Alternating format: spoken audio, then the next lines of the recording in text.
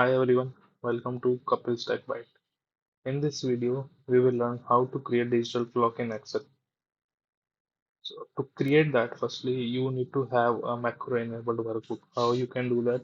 Open Excel in your system, go to File, go to Save As, Browse, and in Save As type, you have to select Excel macro enabled workbook and save it.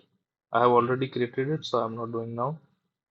Then post that you have to just click Alt F11 in your system.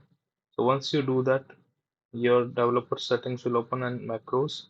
So now I will just click on edit to show you. You just need to copy this same in your module in macros and just save it and just close it. So what will happen? This digital clock will appear on your screen. Now you can do the formatting as per your need. You can change the color, font as per your requirement. That's it for this video. Thanks for watching. Please like, comment, share, and subscribe.